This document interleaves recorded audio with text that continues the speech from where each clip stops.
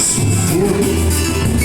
foi de conhecer tanta paixão que ficou pra trás.